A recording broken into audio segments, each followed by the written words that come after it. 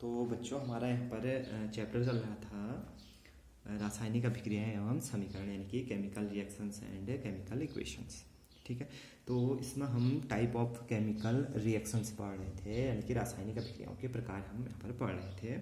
तो रासायनिक अभिक्रियाओं के प्रकार में हमने दो प्रकार की यहाँ पर अभी तक अभिक्रियाएं पढ़ी थी। फर्स्ट टाइप की जो हमारी रिएक्शन थी वो थी संयोजन अभिक्रिया, ठीक है, या कॉम्बिनेशन रिएक्शन। सेकेंड टाइप की रिएक्शन हमने पढ़ी थी जो कि वियोजन अभिक्रिया या डिकम्पोजिशन रिएक्शन थी। और थर्ड और फोर्थ टाइप की जो रिएक्शन है विस्थापन अभिक्रिया यानी कि डिस्प्लेसमेंट, और इसके अलावा द्विविस्थापन या डबल डिस्प्लेसमेंट। ठीक है, तो ये दो अभिक्रियाएं आज की क्लास में हमने यहाँ पर पढ़नी है और आज की क्लास में हम ये दो अभिक्रियाएं यहाँ पर पढ़ेंगे। ठीक है, तो देखो पहली यहाँ पर अभिक्रिया है या जो तीसरी अभिक्रिया जो कि आज हम पढ़ रहे हैं वो अभिक्रिया है विस्थापन अभिक्रिया। विस्थापन अभिक्रिया, ठीक है, या इसको हम बोलते हैं डिस्प्लेसमेंट रिएक्शन। डिस्प्लेसमेंट रिएक्शन, ठीक है। तो विस्थापन अभिक्रिया क्या होती है? देखो, ऐसी अभिक्रिया जिसमें एक अणु के आयन या समूहों का विस्थापन दूसरे अणु के आयन या समूह की ओर होता है। ठीक है, वे अभिक्रियाएं, ठीक है, लिख लेते हैं पहले। वे अभिक्रियाएं जिनमें किसी अणु के आयन या समूह का विस्थापन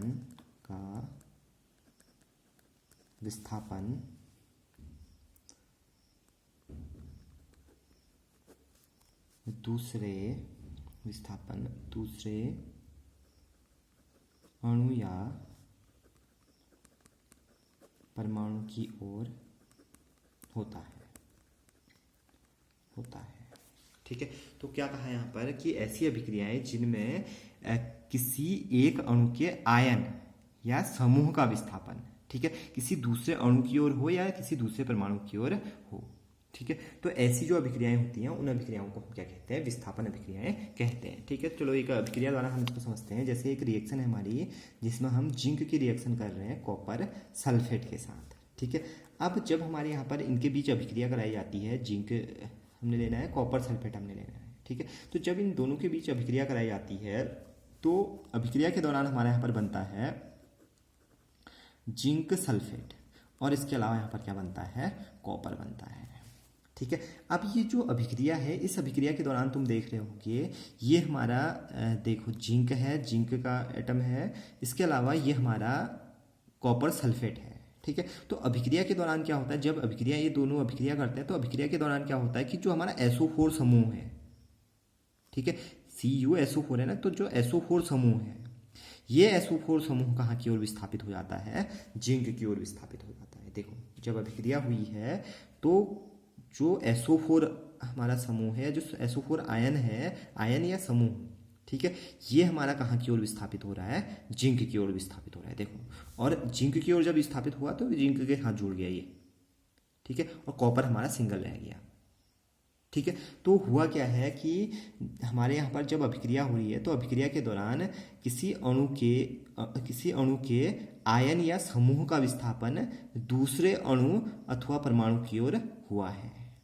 ठीक है, तो क्या कहा कि जब किसी भी रासायनिक अभिक्रिया में जब किसी अणु के समूह या आयन का विस्थापन किसी दूसरे अणु या परमाणु की ओर हो जाए, ठीक है, तो यही हुआ है। ठीक है, एक अणु के समूह का जो विस्थापन है वो दूसरे परमाणु की ओर हुआ है इस कंडीशन में। ठीक है, और जब यहाँ पर विस्थापन हुआ तो यहाँ पर हमारा बन गया जिंक सल्फेट बन गया और कॉपर बन गया। ठीक है, इस प्रकार की जो अभिक्रियाएं होंगी उन अभिक्रियाओं को हम क्या बोलेंगे? विस्थापन अभिक्रियाएं को हम कहेंगे। ठीक है, अब हम यहाँ पर देखो, ये तो हमने जिंक की क्रिया जब कॉपर सल्फेट के साथ की तो उस कंडीशन में हमने यहाँ पर विस्थापन अभिक्रिया देखी। ठीक है, इसी प्रकार हम यहाँ पर एक एक्टिविटी के थ्रू इसको आप समझ लेते हैं। ठीक है, एक्टिविटी के थ्रू हमने जो विस्थापन अभिक्रिया है इस विस्थापन अभिक्रिया को हमने समझना है। ठीक है, तो अब एक्टिविटी में हमने क्या करना है? देखो, हमने यहाँ पर 2 टेस्ट ट्यूब लेनी है भाई। ठीक है, जो एक्टिविटी होगी हमारी, इस एक्टिविटी में हम क्या करेंगे? 2 टेस्ट ट्यूब ले लेंगे। ये हमारा एक टेस्ट ट्यूब स्टैंड हमने लिया है। इस टेस्ट ट्यूब स्टैंड में हम क्या करेंगे, 2 टेस्ट ट्यूब ले लेंगे। ठीक है, एक टेस्ट ट्यूब हमारा ये है, फर्स्ट टेस्ट ट्यूब ये है, सेकेंड टेस्ट ट्यूब हमारा ये है। ठीक है, अब हमने क्या करना है, देखो ये जो हमारे टेस्ट ट्यूब है, ये जो हमने ये वाला टेस्ट ट्यूब लिया है, एक टेस्ट ट्यूब हम इसमें से निकालेंगे और इस टेस्ट ट्यूब में हम क्या करेंगे, इस टेस्ट ट्यूब में हम कॉपर सल्फेट भर देंगे भाई। ये जो टेस्ट ट्यूब है इसमें हमने कौन सा लिक्विड भरना है, CuSO4 विलियन हमने भर लेना है। ठीक है, इसके अलावा हमने क्या करनी है, 2 कीलें लेनी, एक कील लेनी है, सॉरी एक कील हम ले लेंगे। ठीक है, तो एक में तो हमने कॉपर लेना है, कॉपर सल्फेट लेना है, और सेकंड हमने क्या करना है, यहाँ पर कील ले लेनी है। ठीक है, और हम जानते हैं कि जो कील है वो किसकी बनी होती है, आयरन की बनी होती है। ठीक है, इसके बाद हमने क्या करना है, जो हमारी आयरन की कील है इसको हमने जो टेस्ट ट्यूब है इसमें डिप कर देना है। यानी कि हम कील को किस में डिप करेंगे, कील लेंगे, कील को इसमें डिप कर देंगे। ठीक है, अब जब हमने यहाँ पर डिप किया तो डिप करने के बाद हमने कुछ टाइम इसको ऐसे ही रख देना है, लगभग 4 से 5 घंटे हमने ऐसे ही इसको छोड़ देना है। ठीक है, क्या क्या लिया है हमने, एक तो हमने आयरन की कील ली है और इसके अलावा हमने क्या किया है, यहाँ पर कॉपर सल्फेट का विलयन लिया है। रासायनिक अभिक्रिया द्वारा भी इसको हम दिखा देते हैं। ठीक है, देखो रासायनिक रूप से आयरन की कील Fe है और यहाँ पर हमने कॉपर सल्फेट लिया है CuSO4। ठीक है, और ये जो कॉपर सल्फेट का विलयन लिया है ये नीले रंग का होता है भाई, ब्लू कलर का ये होता है। ठीक है, ये भी हमको ध्यान होना चाहिए भाई। ठीक है, अब हमारा क्या होता है कि जब हम इसको 3 से 4 घंटे ऐसे ही छोड़ देते हैं तो कुछ टाइम बाद हम क्या देखते हैं, देखो कुछ टाइम बाद हम यहाँ पर देखेंगे कि जो हमारा यहाँ पर ब्लू कलर का लिक्विड था, जो कॉपर सल्फेट के ब्लू कलर का जो लिक्विड है ये कलरलेस हो जाता है भाई, कलरलेस। ठीक है, कलरलेस हो जाता है यानी कि रंगहीन हो जाता है। ठीक है, और यहाँ पर जो हमने कील डिप की थी, इस डिप कील का जो कलर है वो रेड हो जाता है भाई, रेड कलर का। यानी कि अगर हम इसको देखें तो जो ये कील है, ये कील हमको ऐसे दिखाई देगी, ये जो कील है वो रेड हो चुकी है भैया, रेड ब्राउन कलर की हो चुकी है ये कील। ठीक है, जबकि पहले हमारा क्या था, ये तो नीले रंग का था। ठीक है, कॉपर सल्फेट, और सिल्वर कलर की हमारी क्या थी, आयरन की नेल थी। ठीक है, हमने इसमें डिप किया और डिप करने के बाद इसको कुछ टाइम हमने ऐसे ही रखा इसको। ठीक है, जब हमने कुछ टाइम ऐसे ही इसको रखा तो यहाँ पर क्या देखने को मिलता है कि जो हमारा सॉल्यूशन है, यहाँ पर जो हमको जो लिक्विड है वो लिक्विड हमारा कलरलेस हो चुका है, यानी कि रंगहीन हमारा हो चुका है। ठीक है, और जो हमने यहाँ पर कील इसमें डुबाई है या जो नेल हमने यहाँ पर डिप की है इसमें, ये हमारे येलो कलर की या सॉरी रेड ब्राउन कलर की हमको दिखाई देती है। ठीक है, तो अब ऐसा क्यों हुआ होगा भाई। ठीक है, ऐसा इसलिए हुआ होगा, देखो अब हम यहाँ पर रिएक्शन के थ्रू इसको जानेंगे। देखो हमने कॉपर सल्फेट का सॉल्यूशन लिया था, जो कि क्या था, जो कि हमारा क्या था, कॉपर सल्फेट का सॉल्यूशन हमने लिया था जो कि ब्लू कलर का था। ठीक है, अब हमने इसमें नेल या कील डिप कर ली। जब हमने डिप की कील तो इसमें क्या हुआ, रासायनिक अभिक्रिया यहाँ पर हुई। और कौन सी अभिक्रिया हुई, यहाँ पर विस्थापन अभिक्रिया हुई। ठीक है, क्यों हुई विस्थापन अभिक्रिया, जब इनके बीच अभिक्रिया होती है तो क्या होता है, देखो SO4 हमारा यहाँ की ओर विस्थापित हो जाता है भाई। जो SO4 है, CuSO4 में जो SO4 ग्रुप है हमारा, ये SO4 ग्रुप Fe की ओर विस्थापित हो जाता है। तो हमारा क्या बनेगा, FeSO4 बनेगा। ठीक है, और इसके अलावा प्लस अब क्या बचेगा इसमें, हमारा Cu बचेगा, कॉपर बचेगा। ठीक है, तो जब रिएक्शन हमारी हुई तो सल्फेट हमारा SO4 जो है ये आयरन की ओर विस्थापित होकर आयरन सल्फेट हमारा बनता है, और इसके अलावा क्या बनता है, यहाँ पर कॉपर बनता है। ठीक है, अब हमारा यहाँ पर देखो जो यहाँ पर जो लिक्विड है, इस लिक्विड में हमारा क्या है, FeSO4 है भाई, क्योंकि जो नीले कलर का लिक्विड था वो तो कॉपर सल्फेट था, लेकिन रिएक्शन के बाद ये किस में कन्वर्ट हो गया, आयरन सल्फेट में कन्वर्ट हो गया।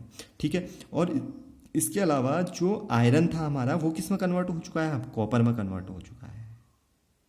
ठीक है, ये जो आयरन की नेल है इसके बाहर हमारा किसका लेयर इकट्ठा हो जाएगी, कॉपर की लेयर इकट्ठा हो जाएगी। ठीक है, तो यहाँ पर हमारी कैसी रिएक्शन हुई है, डिस्प्लेसमेंट रिएक्शन हुई है। ठीक है। डिस्प्लेसमेंट रिएक्शन के कारण ही हमको यहाँ पर जो जो नेल हमने ली थी या जो कील ली थी उसका कलर क्या प्राप्त होता है, रेड या ब्राउन हमको मिलता है, जो कि किसका कलर होता है, कॉपर का होता है। ठीक है। ऐसी जो सॉल्यूशन हमको मिला था वो क्या मिला था, कलरलेस मिला था, जो कि किसका होता है, आयरन सल्फेट का होता है। ठीक है। तो यहाँ से तुमको क्वेश्चन पुट हो सकता है कि जब हम जो आयरन है, आयरन को कॉपर सल्फेट में डिप करते हैं तो जो विलियन हमको मिलता है, जो विलियन हमको मिलता है वो कलरलेस क्यों हो जाता है, और इसके अलावा जो नेल होती है वो रेड ब्राउन कलर की क्यों हो जाती है।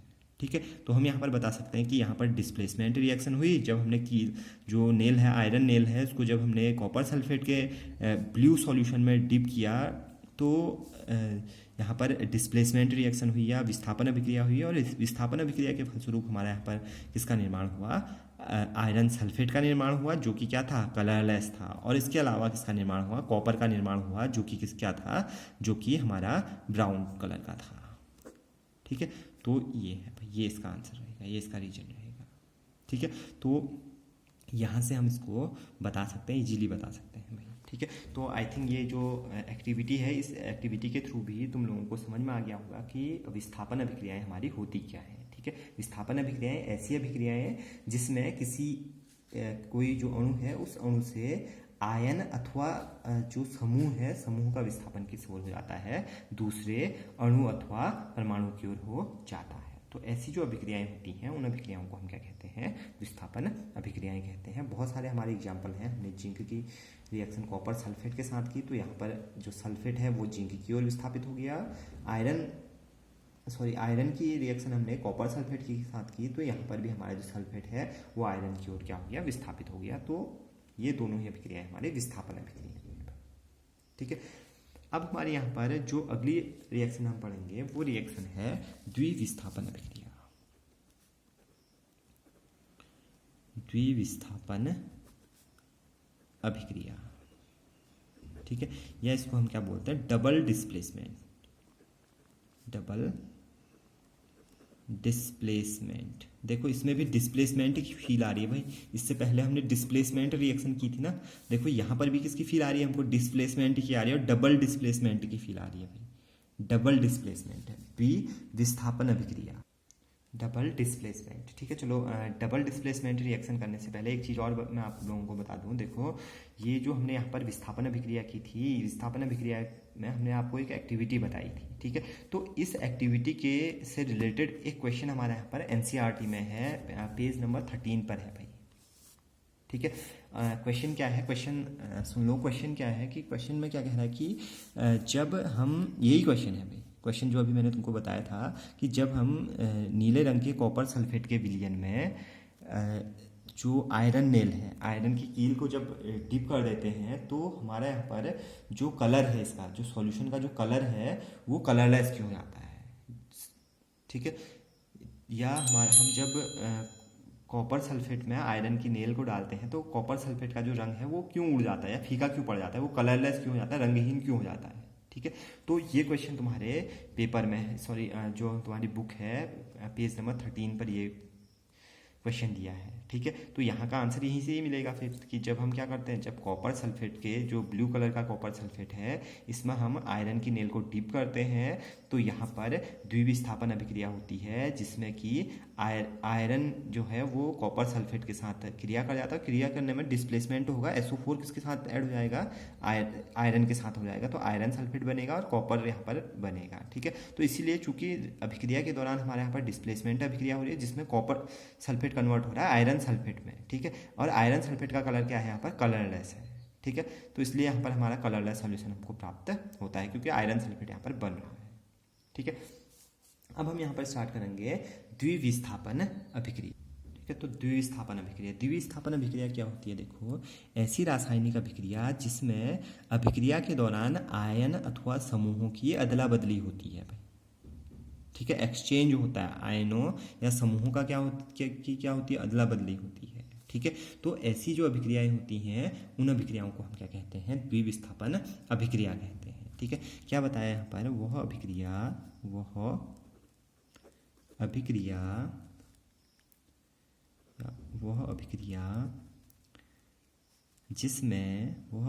जिसमें अभिक्रिया के दौरान आयनों या समूहों की अदला बदली होती है। ठीक है, सिंपली हम ऐसे समझा सकते हैं इसको। ठीक है, ऐसी अभिक्रियाओं को क्या कहते हैं? ऐसी अभिक्रियाओं को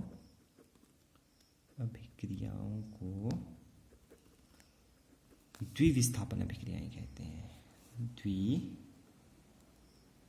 द्विविस्थापन या डबल डिस्प्लेसमेंट अभिक्रियाएं कहते हैं। ठीक है, तो क्या बताया कि ऐसी अभिक्रियाएं जिनमें अभिक्रिया के दौरान आयनों अथवा समूहों की अदला बदली होती है भाई। ठीक है, तो ऐसी अभिक्रियाएं क्या कहलाती हैं? द्विविस्थापन अभिक्रियाएं कहलाती हैं। ठीक है, एक रिएक्शन द्वारा हम इजीली इसको समझ पाएंगे इस अभिक्रिया को भी। देखो, हमने क्या करना है, बेरियम क्लोराइड लेना है भाई। एक रासायनिक पदार्थ है जो कि है बेरियम क्लोराइड। इसकी रिएक्शन हमने करनी है सोडियम सल्फेट के साथ। सोडियम सल्फेट का फॉर्मूला Na2SO4। ठीक है, बेरियम क्लोराइड की रिएक्शन सोडियम सल्फेट के साथ करनी है। तो जब यहाँ पर रिएक्शन होती है तो रिएक्शन में यहाँ पर देखो अदला बदली होती है भाई। ठीक है, आयनों या समूहों की अदला बदली होती है। यहाँ पर देखो SO4 समूह है, यहाँ पर Cl है, क्लोरीन है। ठीक है, तो और यहाँ पर Ba और Cl है। ठीक है, इसमें Na और SO4 है भाई। ठीक है, तो यहाँ पर क्या होगा, देखो SO4 यहाँ से यहाँ की ओर विस्थापित हो जाता है भाई। ठीक है, और इसके अलावा यहाँ से जो Cl है, 2 Cl वो Na की ओर विस्थापित हो जाते हैं। ठीक है, तो यहाँ पर देखो समूहों की, जो हमारे समूह हैं, जो आयन है, ठीक है, आयनों की, या ये हमारे आयनिक समूह है एक प्रकार से। ठीक है, तो जो हमारे आयनिक समूह है, इन आयनिक समूहों की यहाँ पर क्या होती है, अदला बदली होती है अभिक्रिया के दौरान। ठीक है, तो देखो क्या हुआ यहाँ पर, जो इसका Na2SO4 है, SO4 इधर की ओर आ गया, देखो Ba के साथ आ गया, और Cl Na के साथ चला गया। ठीक है, तो अदला बदली होगी यहाँ पर समूहों की। ठीक है, तो ऐसी जो अभिक्रियाएं होंगी उनको हम क्या कहेंगे, द्विविस्थापन। अब हमारा बनेगा क्या, देखो Ba के साथ SO4 जुड़ जाएगा फिर हमारा, क्योंकि अदला बदली हुई है, तो BaSO4 बनेगा। बेरियम सल्फेट इसको हम बोलते हैं। ठीक है, इसी प्रकार देखो सोडियम, 2 सोडियम है, 2 क्लोरीन है, तो ये क्या करेंगे, 2NaCl का फॉर्मेशन करेंगे, या 2NaCl का यहाँ पर निर्माण होगा। ठीक है, तो अदला बदली हुई है भाई। ठीक है, तो ऐसी अभिक्रियाएं जहाँ पर अभिक्रिया के दौरान आयनों अथवा समूहों की क्या होती है, अदला बदली होती है। ठीक है, तो ऐसी अभिक्रियाओं को हम क्या कहते हैं, डबल डिस्प्लेसमेंट, या इनको हम क्या कहते हैं, द्विविस्थापन अभिक्रिया इनको हम कहते हैं। ठीक है, अब जो द्विविस्थापन अभिक्रिया है, इस द्विविस्थापन अभिक्रिया को भी हम एक एक्टिविटी द्वारा यहाँ पर समझने का प्रयास करते हैं। ठीक है, जो एक्टिविटी है, इस एक्टिविटी में हमने क्या करना है, देखो। ठीक है, एक्टिविटी में हमने क्या करना है, देखो हमने यहाँ पर 2 टेस्ट ट्यूब लेनी है भाई। ठीक है, एक टेस्ट ट्यूब हमारी ये है, फर्स्ट टेस्ट ट्यूब हमारी ये होगी, सेकेंड टेस्ट ट्यूब हमारी ये है। ठीक है, 2 टेस्ट ट्यूब हमने लेनी है, इसको हम A मार्क कर देते हैं, इस टेस्ट ट्यूब को हम B मार्क।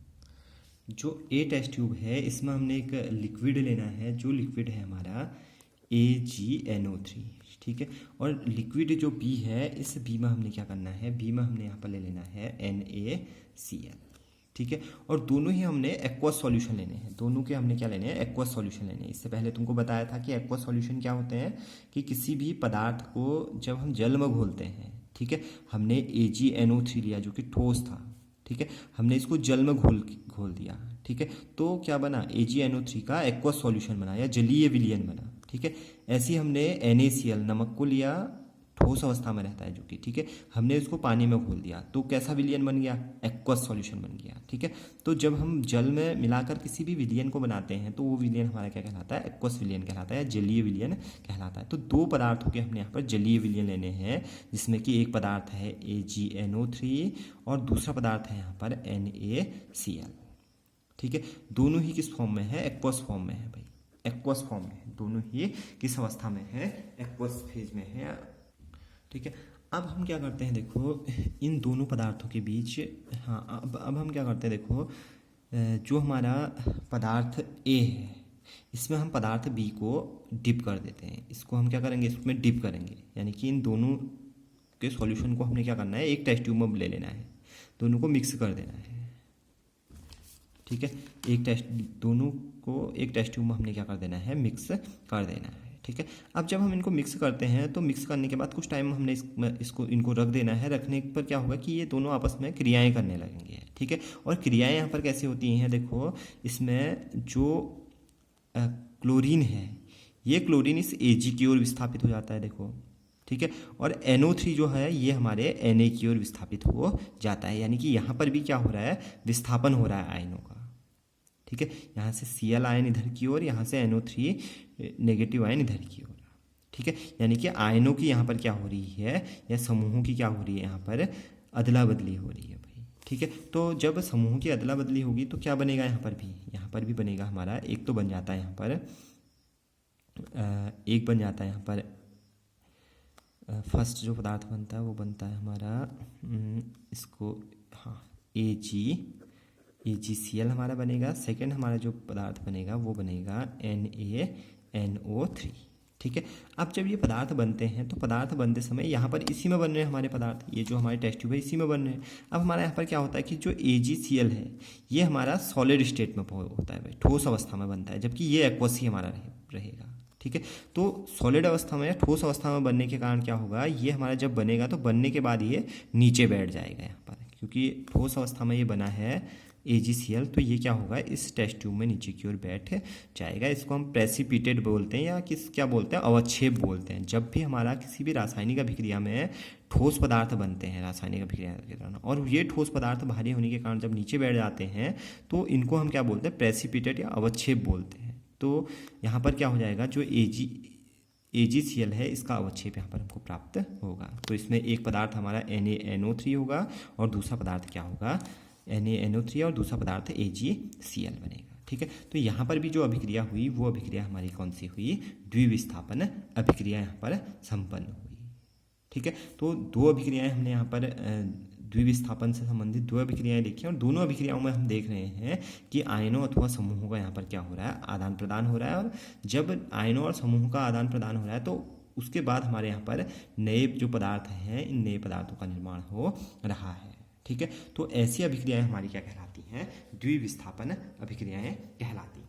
ठीक है, अब यहाँ पर द्विविस्थापन अभिक्रिया के लिए एक हमारा जो अनुप्रयोग है या उपयोग है, एक एक्टिविटी है, वो एक्टिविटी हमने यहाँ पर फिर से करनी है भाई। तो जो एक्टिविटी करनी है हमने, ये भी तुम्हारे जो NCERT बुक है इस बुक में ये एक्टिविटी है, तो इसको भी हम यहाँ पर कर लेते हैं। देखो करना क्या है, हमने यहाँ पर दो लिक्विड हमने लेने हैं। ठीक है, एक है हमारा PbNO3 का होल ट्वाइस, यानी कि इसको हम बोलते हैं लेड नाइट्रेट हमने लेना है। और इसके अलावा हमने पोटेशियम आयोडाइड लेना है, Ki, पोटेशियम आयोडाइड। ठीक है, लेड नाइट्रेट हमने लेना है और पोटेशियम आयोडाइड लेना है। इनको हमने टेस्ट ट्यूब में ले लेने हैं भाई, दो टेस्ट ट्यूब हमने लेने हैं। एक टेस्ट ट्यूब हमने ये बनाया, इस टेस्ट ट्यूब में हम ले लेंगे लेड नाइट्रेट, इसमें हम ले लेते हैं, इसको हम A मार्क कर देते हैं।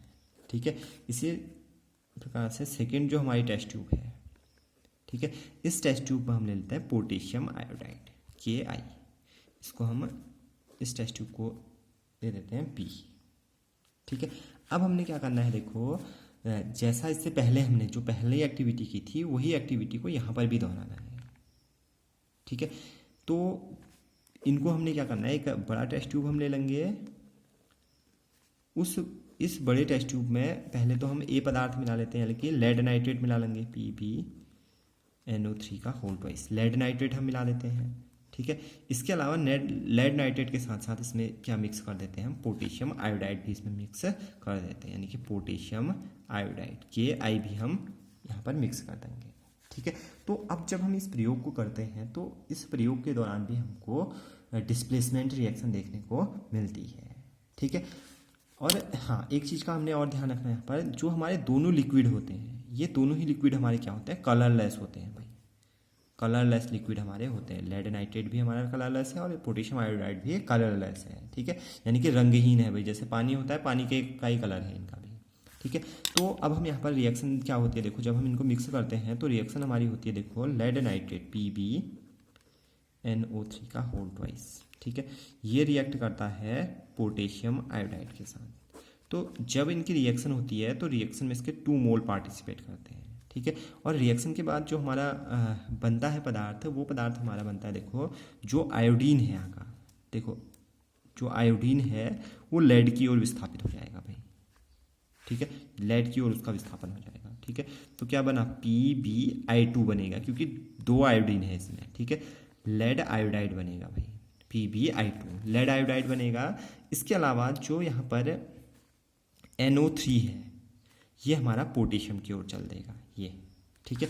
तो क्या बन जाएगा, प्लस 2KNO3, ठीक है। देखो यहाँ पर भी NO3 भी हमारे 2 है ना, और पोटेशियम भी 2 है, तो क्या बन जाएगा, दोनों ऐड हो जाएंगे तो 2KNO3 यानी कि पोटेशियम नाइट्रेट यहाँ पर बन गया, ठीक है। अब जब यहाँ पर पदार्थ, ये दोनों पदार्थ इस टेस्ट ट्यूब में बनते हैं, तो बनते समय क्या होता है देखो, जो लेड नाइट्रेट है, ये लेड नाइट्रेट ठोस अवस्था में मिलता है भाई, जबकि ये एक्वस फॉर्म में होता है, ये द्रव अवस्था में होगा, जलीय अवस्था में होगा, जलीय अवस्था में होगा, ये सॉलिड फेज में होगा, ठीक है।